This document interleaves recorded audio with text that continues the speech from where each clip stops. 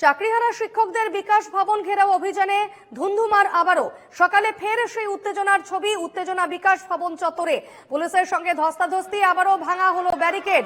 দেখুন সেই ছবি, কিভাবে ব্যারিকেড সরিয়ে দেওয়ার চেষ্টা করছিলেন চাকরিহারা শিক্ষকরা, এবং অন্যদিকে বিকাশ ভবন চত্বরে আরো বাড়ানো হয়েছে পুলিশ এবং পুলিশে 6 লাখ বিকাশ ভবন চত্বর। দেখুন চাকরিহারা শিক্ষকরা একেবারে ব্যারিকেড ভেঙে ফেলে দিয়েছেন এবং সেই ভাঙা ব্যারিকেডের ওপর দিয়েই সেই ভাঙা ব্যারিকেড সরিয়ে দিয়ে ভেতরে ঢোকার চেষ্টা চাকরিহারা শিক্ষকদের।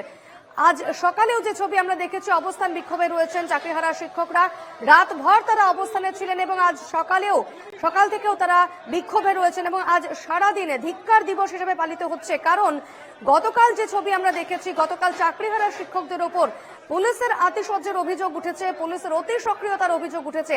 এমনকি পুলিশ চাকরিহারা শিক্ষকদের ওপর লাঠিচার্জ করেছে বলেও অভিযোগ। মেরে মাথা ফাটিয়ে দেওয়া হয়েছে চাকরিহারা শিক্ষকদের।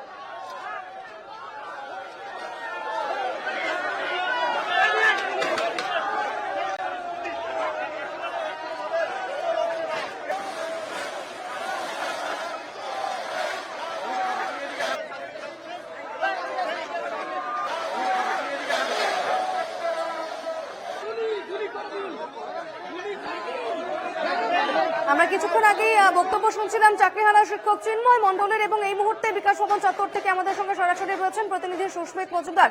সুস্মিত, এই মুহূর্তে কি ছবি দেখতে পাচ্ছ, সেখানে কি পরিস্থিতি? দেখো, যেহেতু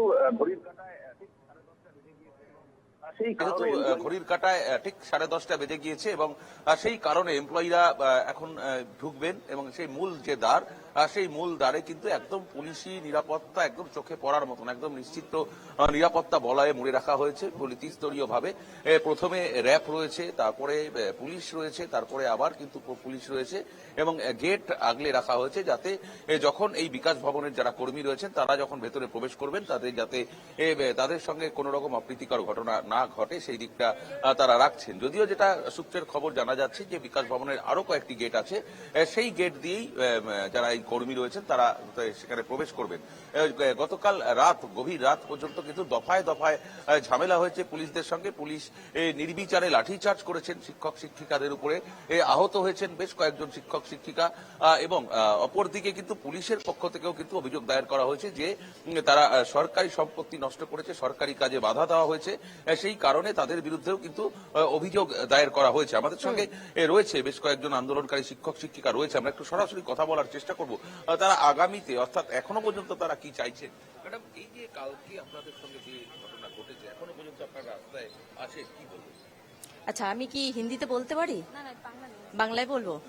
আচ্ছা, দেখুন, কালকের অভিযোগটা এসেছে, সবার আগে তো আমি আশ্চর্য কি অভিযোগ এসেছে আমরা বলে পুলিশের ওপর অত্যাচার করেছি। কিন্তু সকাল থেকে আপনারা মিডিয়ারাও ছিলেন এখানে, আমরাও ছিলাম এখানে। সকাল থেকে আমরা শান্তিপূর্ণভাবে অবস্থান করছিলাম, কিন্তু তখন কি আমাদের হাতে অস্ত্রশস্ত্র দেখেছেন? আর আমরা খালি হাতে কি করতে পারবো সেরকম? ওনারা যে বললেন আমরা তাদের ওপর অত্যাচার করেছি, তার জন্য পাল্টে ওনারা আমাদের ওপর লাঠিচার্জ করেছে, তো প্রমাণটা কোথায়? আমাদের প্রমাণটা কোথায়? আমরা তো প্রমাণ দেখাতে পারবো যে ওনারা লাঠিচার্জ করেছে, সেটা মিডিয়া কভার করেছে, দেখেছে। তাহলে আমাদের এই মিথ্যে আরোপটা কেন? হ্যাঁ, মিথ্যে কথা বলা কেন এত? আর যেই পুলিশ আজ এই শিক্ষকদের কাছ থেকে পড়াশোনা করেই বড় হয়ে আজকে সার্ভিস করছে, পুলিশের চাকরি করছে, এই মুখ্যমন্ত্রী তিনিও কিন্তু স্কুল টিচারদের কাছেই পড়াশোনা করে আজকে মুখ্যমন্ত্রী হয়েছেন। তিনি কি মূর্খ নাকি? হ্যাঁ, তিনি বুঝতে পারেন না যে টিচাররা তাদের উপর অত্যাচার করছে? কোথায় কোন অস্ত্র নিয়ে এসেছি আমরা? কিভাবে অত্যাচার করলাম? তাহলে এই পুলিশরা আমাদের উপর এরকম বলবে কেন? দেখো, একেবারেই এই অভিযোগ পাল্টা অভিযোগ কিন্তু এসেছে এবং তারা সম্পূর্ণ বিষয় শিক্ষক শিক্ষিকা যারা রয়েছেন তারা কিন্তু সমস্ত বিষয়টা অস্বীকার করছেন। আরো আমি দেখাতে বলবো, এখানে শিক্ষকরা তারা কিন্তু রাস্তাতেই আছে, তারা তাদের দাবি দাবা, তাদের আন্দোলনে তারা অনড় রয়েছেন।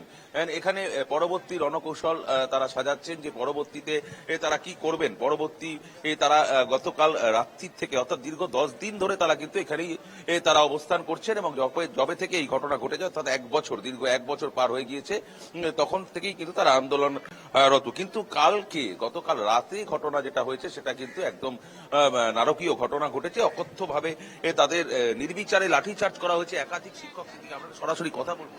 ম্যাডাম, গতকাল রাত্রিবেলা থেকে আপনারা এখন পর্যন্ত বসে আছেন, আপনাদের উপরে অকথ্যভাবে কথা এসেছে, লাঠিচার্জ করা হয়েছে নির্বিচারে, এবং পাশাপাশি পুলিশের পক্ষ থেকে বলা হচ্ছে আপনারা সরকারি কাজে বাধা দিয়েছেন, সরকারি সম্পত্তি নষ্ট করা হয়েছে, সেই জন্য আপনাদের বিরুদ্ধে মামলা করা হয়েছে। কি বলবেন?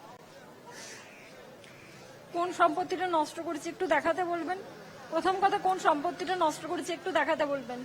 ওরা কি বলছে, ওদের ঘরে বাচ্চা মেয়ে আছে, আমার ঘরে বাচ্চা মেয়ে নেই, আমার মেয়ে আছে 4 বছরের, তাকে ছেড়ে আমি 1 বছর ধরে রাস্তায় পড়ে রয়েছি। কি কার জন্য? ওদের জন্য, চোরগুলোর জন্য আজকে রাস্তায় পড়ে রয়েছি। আর কোন সম্পত্তিটা নষ্ট করেছি আমরা, যে আমাদের বিরুদ্ধে অ্যালিগেশন এনেছে?